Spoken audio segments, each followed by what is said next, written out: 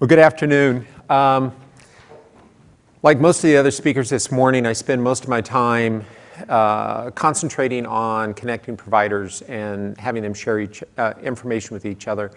I'm donning a different hat today. Along with everything else that I do, I'm also on the board of directors for NATE and serve as its CTO. If people aren't aware of the National Association for Trusted Exchange, NATE was born under the high-tech statewide HIE grant program to explore interstate exchange between providers. And really that forced us to concentrate on how you enable exchange between organizations that have potentially very different regulatory environments that they need to comply with.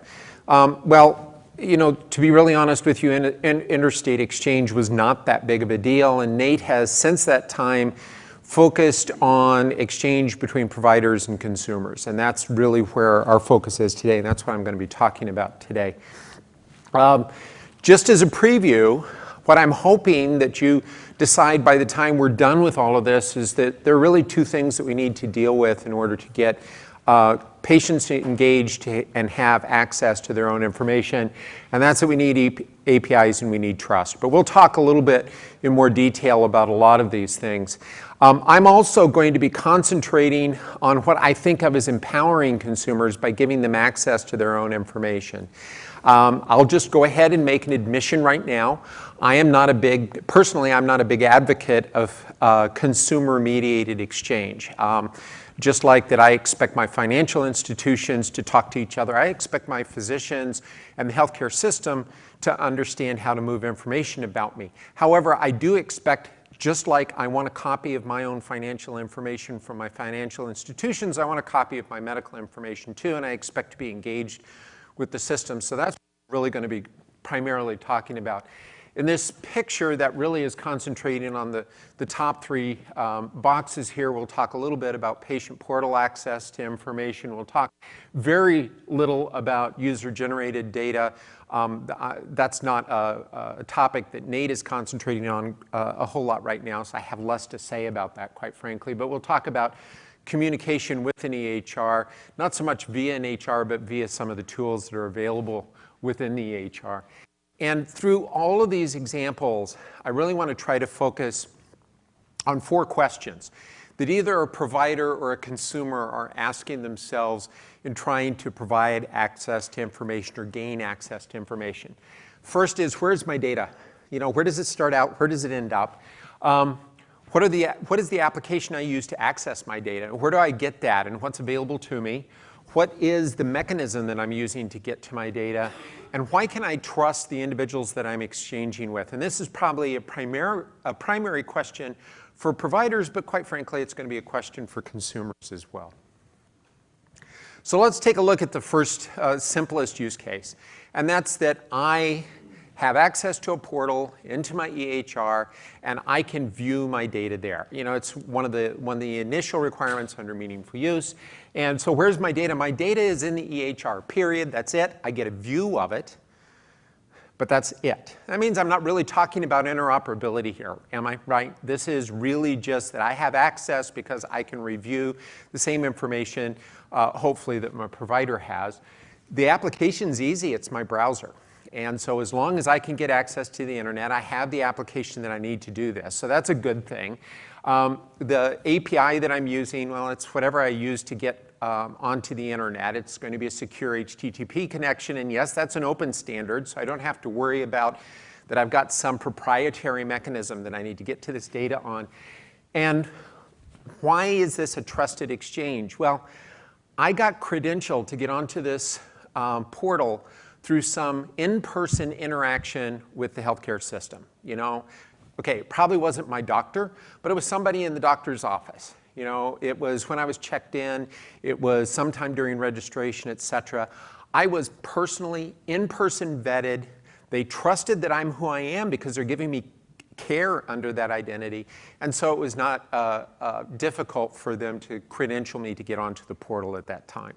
So this is probably our simplest use case. And this gives us a way that I can, well, not really receive data, but at least view data. So, it's a form of receiving. At worst, I can print this out of my browser. So let's talk a little bit more complicated. Here, let's actually make sure that I can get a copy of my data. And people, I'm sure, are familiar with BlueButton. BlueButton has grown to be a very fuzzy definition.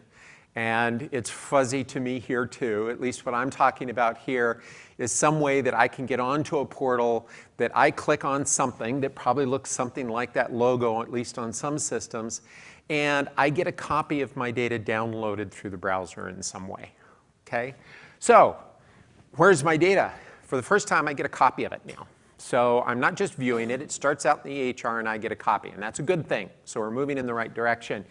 The application is still simple. It really just requires a browser. And that doesn't mean that there aren't more complicated tools that can connect to the feed that comes off of BlueButton. But at least to get started, we're really just talking about that I need a browser here.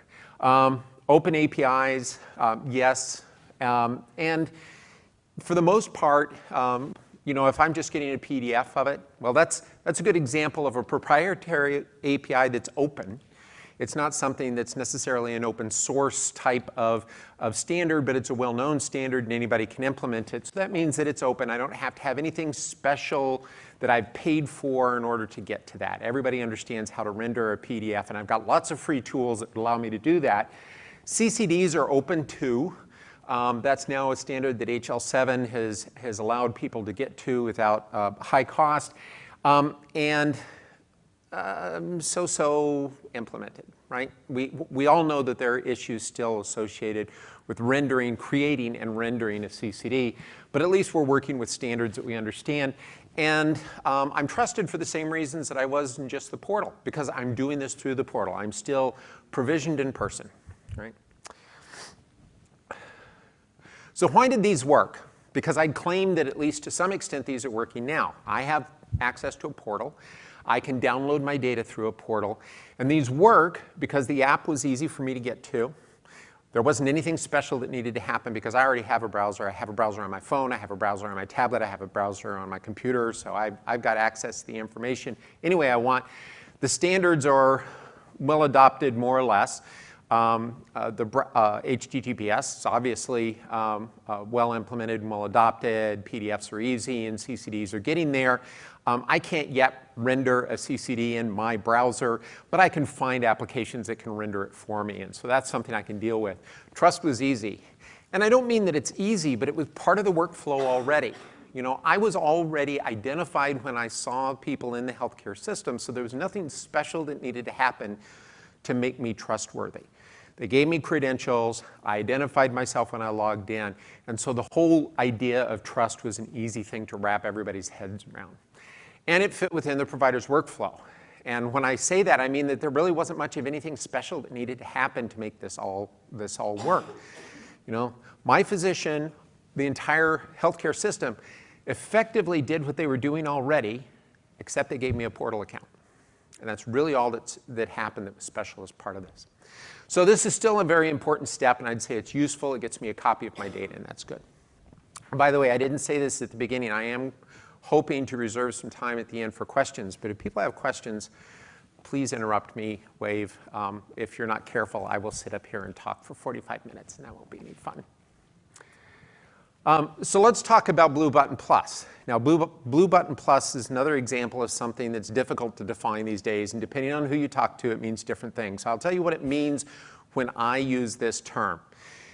The idea behind BlueButton Plus is that it was still something that you pressed a button, but that there was a better defined interface surrounding it. And the interface that I'm going to be talking about here is that it actually enables a direct message to be sent to the consumer and with an attachment that is your care summary or some other information about you. So I'm talking about the direct version of BlueButton Plus here.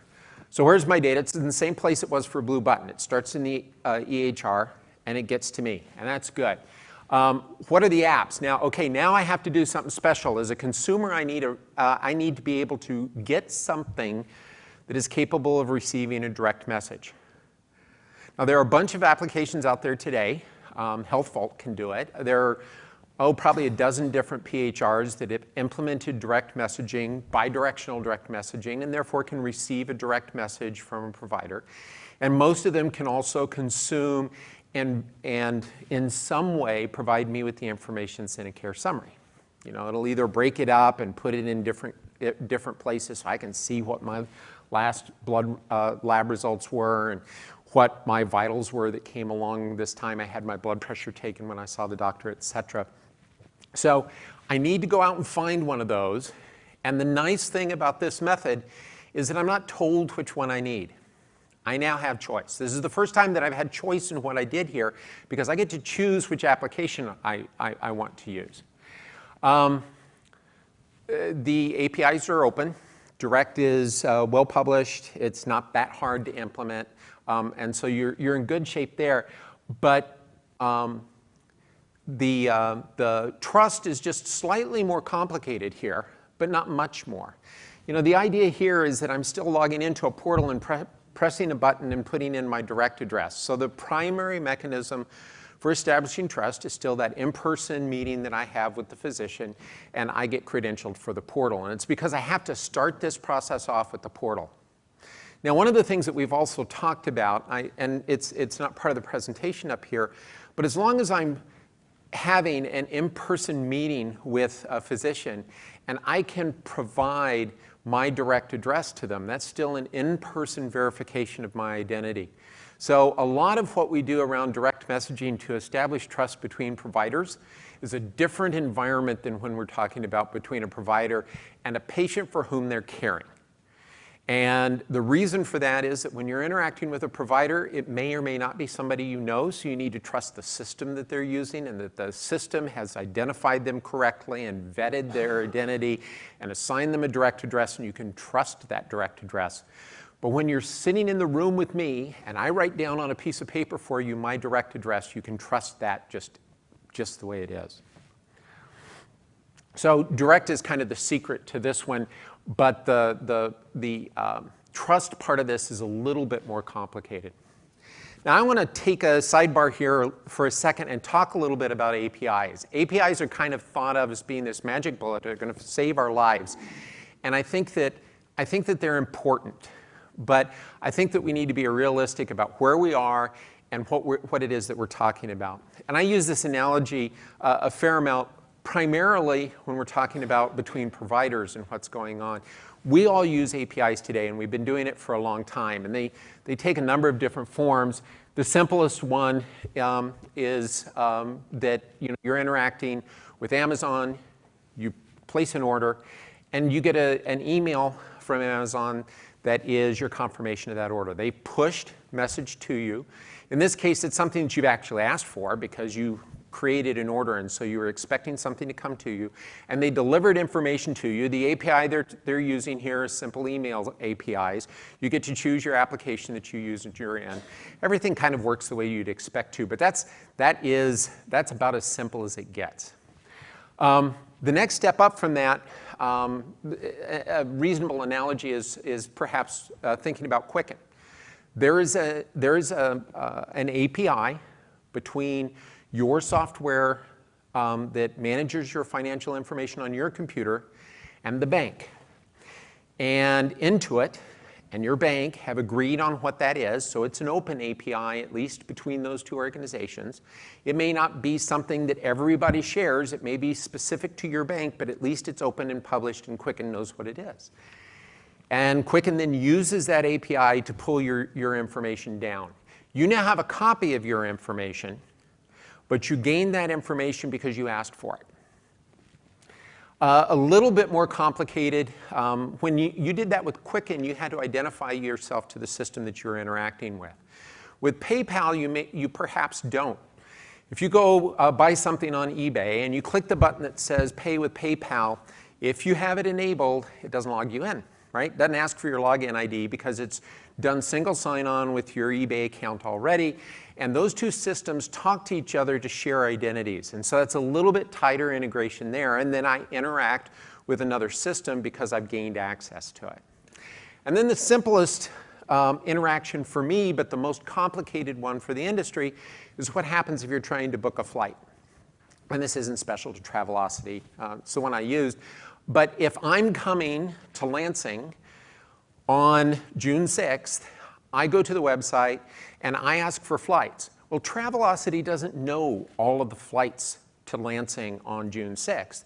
It reaches out to all of the airlines and it asks them what's going on. And that's when you see the little spinning cursor. That's what's going on then, and asks them for specific information about my specific request and presents it to me. From my standpoint, it looks like Travelocity knows everything about everything associated with travel, but the truth is they know nothing other than how to contact everybody else and get their information.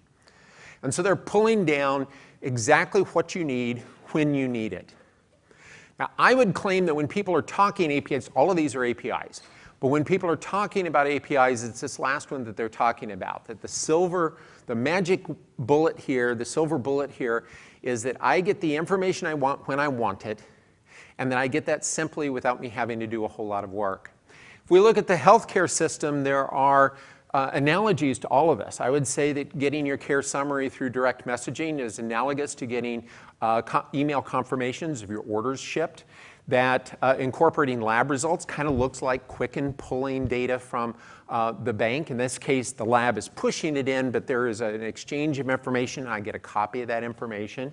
That there's single sign-on between systems now, that if I press the portal button and get a view into some other application within the EHR, and did not have to log in, that single sign-on going.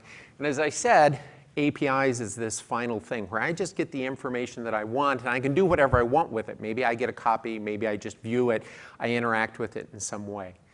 I didn't put a particular standard up there, but FHIR is an example of the APIs that people are talking about. Something that's simple to implement, is granular, gives me access to a lot of information, but it's not the only one. Now the problem is that in healthcare, we're way down here at the bottom. And where we want to be is way up here at the top. And I'd say that that's true whether you're talking about provider-to-provider interactions and interoperability, or whether you're talking about an interaction between a provider and a consumer. You still want to be up here at the top, and we're all down here at the bottom. You think about this a little bit. If Travelocity did their business the same way that healthcare does its business today, then every time any airline changed their schedule, they would email me a complete copy of all of their flight information in case I wanted to book a flight to Lansing anytime in the near future. And I'd be inundated with information that I don't want at a time that I don't want it. But that's where we are. When we get care summaries for all of our patients when they are discharged, as opposed to necessarily when I am interacting with them, I'm overwhelmed with information at a time that I'm not asking for it. Now, it's not quite that bad because they are patients in theory that I'm caring for and I should be alerted to that information, but that's still more or less where we are, is booking flights, the Amazon email alerting mechanism. I did want to talk a little bit about one of Nate's projects associated with the trust side of BlueButton, and that's what we call Nate BlueButton for consumers. Trust between applications in the provider space is provided at least in part by Direct Trust. There's an accreditation process there, and if you're Direct Trust accredited, then I know what your processes are when you issue a direct account. I know that you did a great deal of vetting of the identity of that person, you got that address, and therefore I can trust when I send information to that person that I'm sending information to the person who claims to own that account. What Nate is doing on the consumer side is kind of the same thing.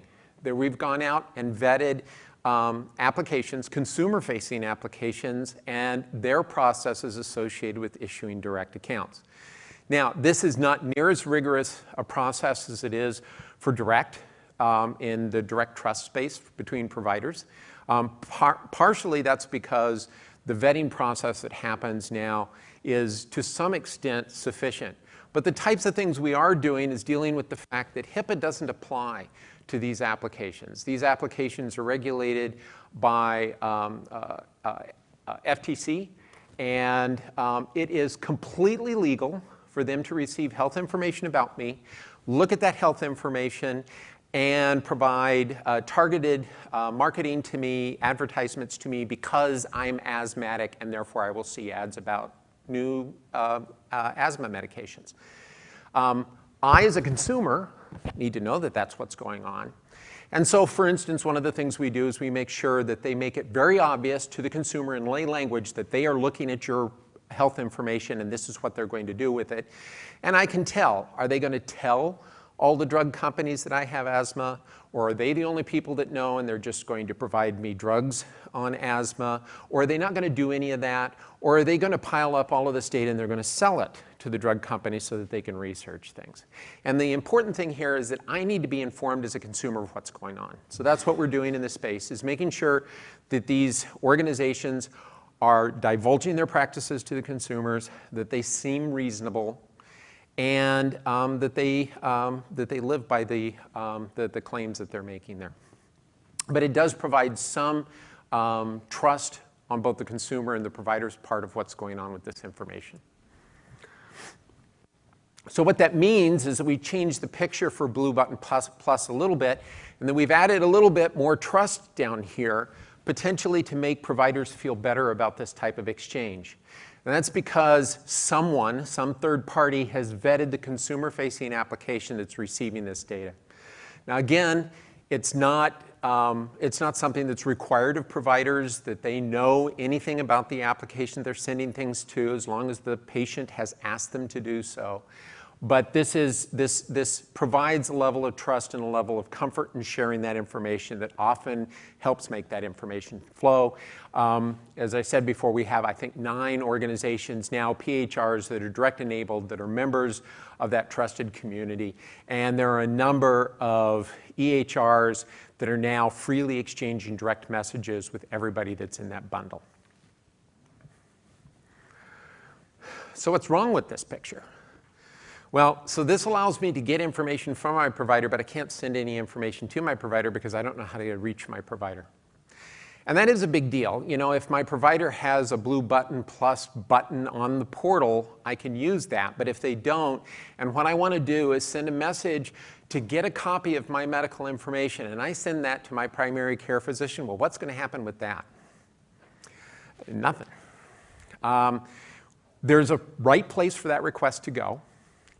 And I don't know what it is, and I don't know how to find it out. So one of the other things that Nate is working on is something that we call the BlueButton Directory. And the idea behind this is that a provider organization can advertise the direct address that I should use in order to make requests for medical information. And what that does is it empowers me to be able to get information and have some expectation of receiving it. Now, providers are required to provide information in a mechanism that is available to them in a timely manner. This also provides a traceable way that I know when, you know, we bumped up against this isn't timely anymore and there's a record of this interaction. So that gives me some comfort, but also gives some comfort for the provider, because that means my request went to the right person. It didn't go to my primary care physician, it went to the front desk, it went to the medical records office, it went to someplace where they actually had the capability to deal with this. Now, this isn't live yet. We demonstrated the idea at HIMSS this year. There's a demonstration that's floating around. Aaron's not here today because he's probably demonstrating this out at the direct meeting in Washington today. And there are a few organizations that are really interested in participating in this. It's a very simple process. I, as the medical records department, go onto the web, I register, I say that I'm working for community hospital in such and such a town. I am authorized in the medical records department to deal with things. Here are my phone number and my fax number if you want to call me or send me a fax to ask for your information. And here's my direct address if you want to send me a message via direct. And then there is a mechanism for me as a consumer to look that up. I look up community hospital in my hometown and I can find the direct address that I would use to send information to. And it's separate from all of the directories that we've talked about for providers to get to each other, because it's not providing me the address of my doctor unless my doctor wants me to get it. It's providing me the address that's actually useful to me, which is the medical records office, which can actually send me a copy of my information. Now, if I want to talk to my doctor and my doctor wants to give me their direct address, that's a completely separate thing. Outside of what we're trying to do here, this is really targeted at making sure I can get a copy of my information. So We still got the trust here, but this gives me a mechanism that I can now request information from my provider as opposed to have to log on to the portal in order to get it. I can sit at my PHR and send a direct message out. Now, this is how consumers work today. If you really think about it, you sit at your email, you say, Aaron, I would like a copy of your slides that you're giving at the direct messaging conference today. Would you please send them? Sometime in the next few days when he has time, he puts them in an attachment and sends them back to me. So from a consumer standpoint, this makes perfect sense to me. This is how I do business today.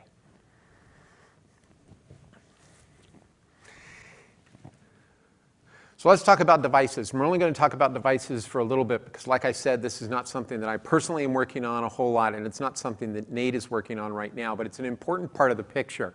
If we think about, so where's my data? In this case, it's starting with the patient, right? It's sitting in the device that I'm trying to send information into my provider, and the target is the provider's EHR. The application, well, it's embedded in the device someplace. I have no choices here. Perhaps I don't need any choices. I decided what device I was going to get, and the API came along with it. Hopefully, my provider's EHR supports that API. If it doesn't, well, now I've got a very cool, shiny object that does me no good. So there's still issues associated with me. Is it an open API? Well, probably, because EHRs need to know what the API is or it does them no good. Whether it's well known, well, it's not well known to me, but it's probably known to somebody, or else, like I said, it does no good. And why can I trust this? And I think that's a really good question. That came up earlier in the conference when one of the people stood up. It was the first day of the conference and said, okay, well, these devices, there's patient-generated data, it's coming into the provider. How do I know anything about whether I can trust this information or not? How do I know that it's even associated with the patient that it claims to be associated with? How do I know that it hasn't been manipulated in some way because the patient, or maybe the patient's grandson, is smart enough to fiddle around with the data, and so they're sending in data that makes me look healthier than I am or sicker than I am or whatever because I want it to look different. And so how do I know to trust this data? And that's a big question mark right now, and I think it's a question mark that we are going to have to deal with at some point. Not something that Nate's working on, but I just want to throw out there that we do have an issue associated with that. So, as I said, APIs in theory are giving us the brave new way of dealing with all of this. It really started coming into play with providers when they started seeing that EHRs needed to support APIs to deal with patients in Meaningful Use 3. So what does that mean? Well, that means that the data is starting in the same place. It's still starting in the EHR. In theory, I as a patient am getting a copy of my data. What is the app? Well, there's a good question. Chances are it's an app that the EHR vendor is producing because they don't have any idea what I may have. There aren't a lot of applications out in the wild now that I can be choosing that interface to the EHR. So in the early days, it's likely to be an application that the EHR produces, and that if I don't like it as a consumer, it's just like the portal, I take what I can get. What is the API? Well, it's whatever it is. And it's quite possibly proprietary. It may or may not be open. It doesn't necessarily need to be open. So it's going to be whatever it is. And you have very little control there. You trust it because it's tied to the EHR in some way, right? So I was issued some token along with my copy of the app that identifies me so that when I am using this app with the EHR, I can be trusted and the physician knows that they're disclosing to the right person. So this is relatively straightforward from the provider, but it perhaps doesn't give me, the consumer, what I want out of this. It may not be making me real happy because I may not want the apps that are available in the EHR that my provider uses. I also may not want the 20 apps that I needed to get across all of the providers that I'm using. This isn't going to solve the same problem. One of the other questions that happened earlier today is, people usually have more than one portal. I went to see my primary care physician about 2 really minor problems. My foot hurt, and I had something going on my scalp that needed to be dealt with. So I needed to see 2 specialists, a dermatologist and a podiatrist. And by the time that single day was done, I had 7 invitations to portals. And I'm seeing doctors all within the same health system, but I still had 7 separate invitations. And you can guess how many of those invitations I actually accepted, logged onto the portals, and used. Exactly 0 of them, because I had no idea what I'd be able to get at any of those, but it's likely to be just as fragmented as the portals themselves. This doesn't necessarily solve that problem. I may likewise get 7 apps from all of the various EHRs that my physicians are using. So this doesn't necessarily solve my problem. So the real issue here is that I want a copy of my information, but I'm being forced to use an application whether I like it or not. It's kind of like that you're signing up for email and you have to use everybody's proprietary email application. Well, you know, if you only use Gmail and you like what Gmail gives you as an application, then that's fine. But I have 4 different accounts that I use, and only one of them is issued by Google, and I don't want to use 4 different applications. I want a single interface. I use IMAP to get my email into an application of my choosing to get all of my information. And as a consumer, that's where we want to be. Again, we want to be able to control what application we're using, something that we're comfortable with, that we understand, that we like the way it looks, that the letters are big enough for me to read, that talks my language, and I want to be able to get the information that I want out of that. So how do we get there? What we'd really like is something I'd say is closer to nirvana, where I choose the application and EHRs are exposing an API, an open API. It has to be open, because otherwise how do EHRs know how to implement it to get information from the EHR back down to me? That's where I want to be. And that's one of the things that Nate is working on too, because it has this big problem down here. How do I trust this thing? Because now I chose the application, the EHR published the interface. How does the provider know that I'm who I say I am when I'm using the API to request information? And they know that they're disclosing information to the right person. So that's the rub. And this is something else that Aaron may be talking about at the Direct conference today, is something else that we're starting to take a look at. It's something that we call the Trust Harbor. I didn't come up with that name, so don't blame me for that name. I am not part of the marketing people for Nate. But the idea here is that there is a registry someplace where consumer applications, vendors that are producing applications for the consumer to use, they may be PHRs, whatever, are investigated by some secondary organization and endorsed as trustworthy, secure, trustworthy in that they are identifying the patients correctly, that they properly interface, use the APIs, etc. And you can look up in this registry and determine, when you're contacted by an application using your API, whether you should trust this API and this request for information using a trusted third party. And that's what we call the Trust Harbor, and Nate has actually stood up an example of one of these. Now, this is far from something that is, ready for prime time, but is something that we have put together enough of this that we could demonstrate how this would work. And the advantage here is it starts to address that bottom box here, is how do I trust these applications? Because I chose the application as a consumer, and you published the API as a provider using an EHR, and now we have a mechanism for you to trust me when I ask for information. So what do we talk about today? We talked a little bit about the motivation for why we'd want to do this. We talked a little bit about interoperability and why it's better to do that than just using a portal, perhaps. We talked a little bit about the components of making this work. Those 4 questions, and I still think that those are the important questions to be asking, is where's your data? Where's the application you use? How do you get access to the data? And why should you trust that interaction? And we gave some examples of how some of those things work to kind of make that, give that some solid, something that you can make sense out of. And again, I'd say that what we need are open APIs. They don't need to be, they can be proprietary, but they need to be published so that I can access the information. And I always need to be considering trust. Why does information flow? It's because both parties trust each other, that I know that the information I'm getting is valid, and you know that the information you're sending it to is the right person.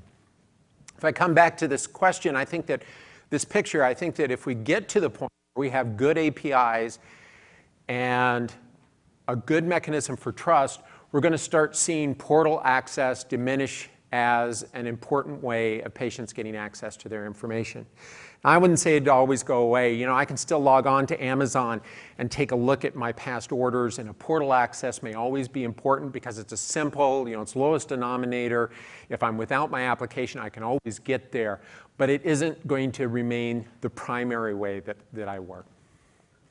So thank you very much. I think we have 5 or 10 minutes we could ask questions. Are there any questions? Hi, my name is Megan Van Leuven. I'm with MyHin. My question was, so you're working to get consumers their patient information, but have you guys considered the implications for minor healthcare information and how that can be shared? I'm sorry, for? Minors? Excellent question.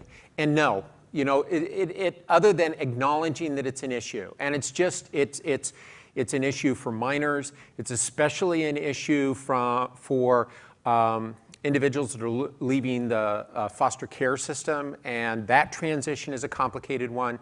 And the restrictions around that type of access. And we haven't looked specifically at that yet, but thanks for bringing that up because we didn't talk about that at all today, but that's a complication of all of this. And it's probably not the only one. There are other complications. You know, we're not all the same. Some of us have complicated problems or problems that we're getting treatment for that has sensitive restrictions for sensitive information around it that has additional regulations that attach. And we eventually need to get to the point that we deal with that as well. You know, I'll just admit to it, you know, where we are in sharing consumer information is a little bit where providers were, well, maybe yesterday, but in the last few years, that if it was mental health information or substance abuse treatment information, I'm sorry, that's just stovepiped someplace else. That's too complicated for us to think about. Still where we are at consumers, but we need to overcome that quickly, just as providers need to overcome that. So thanks for bringing that up. Other questions?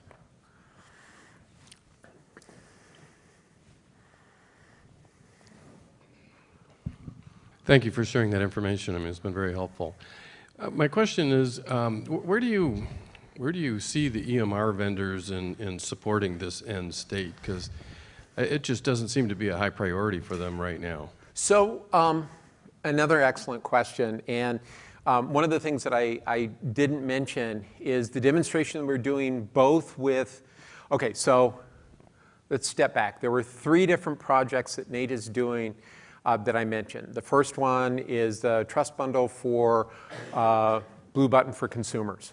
There are a number of major EHRs that are loading that trust bundle now and will send messages back and forth with consumers. The vendor has enabled that. Cerner has always been a good partner with Nate and is involved in all of these pilots. The second, BlueButton Directory, we're seeing more right now with, so that is a directory of information. So it's not really part of the trust fabric, and it's dependent upon trust between organizations. That one's just not ready for prime time, and I can't answer your question there because we haven't had enough time with it.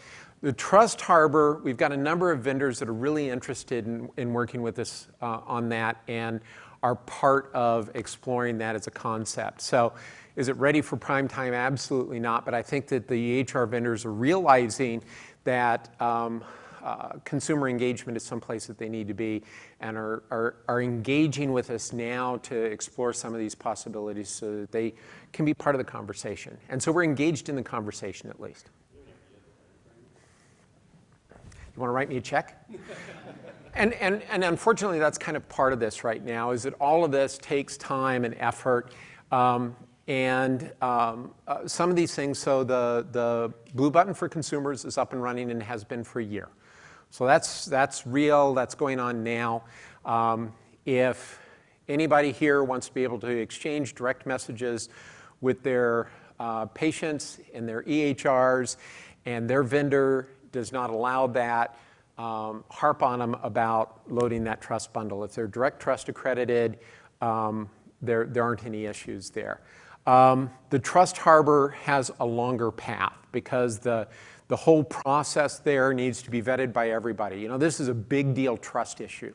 And so that means that everybody needs to be very comfortable with the processes that we're putting in place, that they're appropriate, and that not only do the vendors believe it's trustworthy, but their customers, the providers, believe it's trustworthy. So that one's going to take more time because that's more human effort. The technology is in place. The technology is relatively straightforward.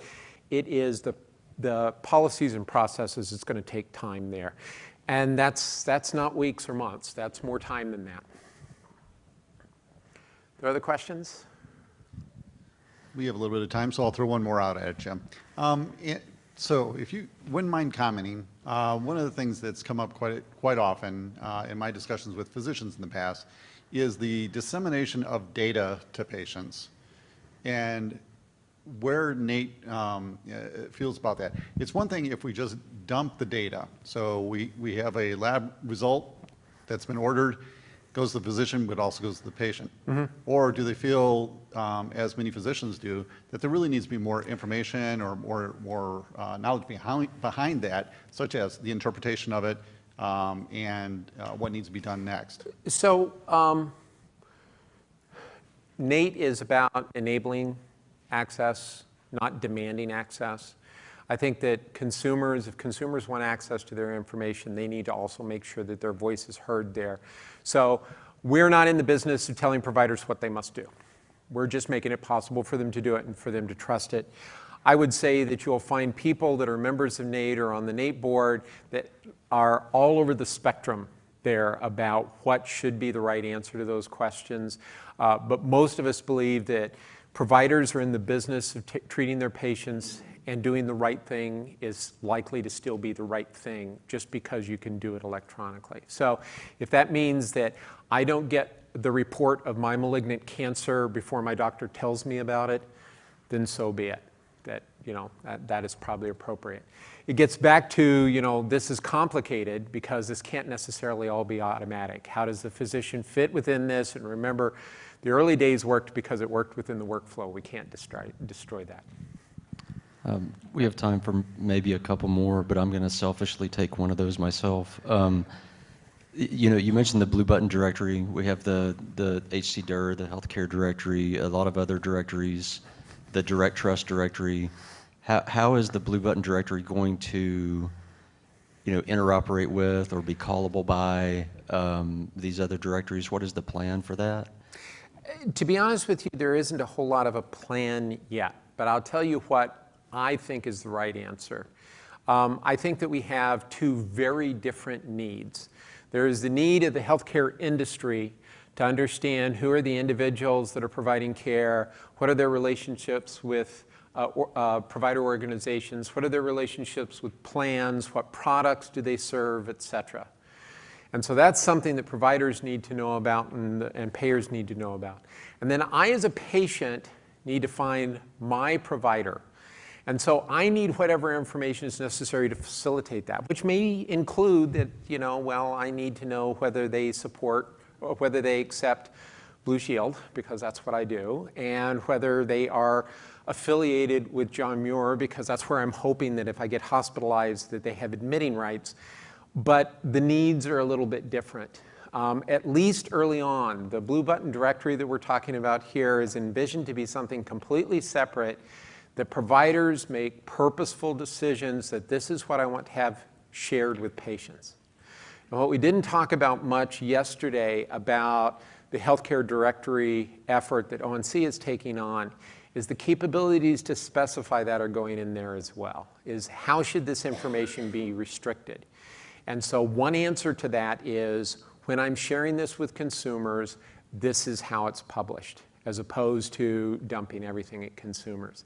And I think that that's an important consideration. It's not like you're restricting information, but don't give me information about people that are going to lead me down the wrong path. If I'm sending a request for medical information to my provider, it's not going to get me anywhere. So you might as well tell me the right information, or at least how I should be using it. So in the near term, completely separate.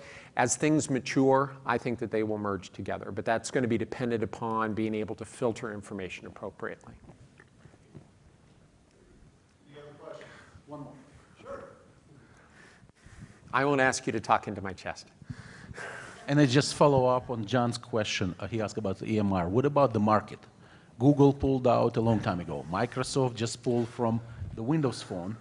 At least it's not available. I can't keep track of what Microsoft is doing. They're in and out, in and out, in and out. So I don't know. So the big players that you think about is in consumers, I'm not so sure about. There are a number of organizations that focus on consumers that are really here to play, and I think do have staying power, and at least so far we see to be sustainable.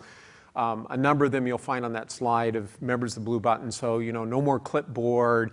Folks like that. Some of the names that you'll recognize, I think, do have staying power, have implemented direct, seem to be very engaged with consumers, and seem to be making a go of it. So I may not be able to do this with HealthVault long term because I don't know what Microsoft is going to do, but I can probably do this with no more clipboard. But we know if it's not Apple, Google, Microsoft, or Amazon, it probably won't be on the market for a long time. I don't know. There are a lot of EHRs that aren't written by Google, so. I think you do bring up a good point, and that's the sustainability of the companies that are doing this. I kind of quickly made a comment about that it's legal for these companies to be using your health information for commercial purposes. If I, as a consumer, am expecting to get a PHR for free, well, that is not a sustainable business model. Somewhere that company has to be making money. And if I'm not willing to write them a check, then that means that I am going to have to allow some other practice that they're doing for them to make money. And I think that that's what's going to be an important development is, so what is my comfort level in what these companies do with the data that I'm giving them? And that's going to be different for everybody, and it's going to evolve over time. Not really an answer to your question.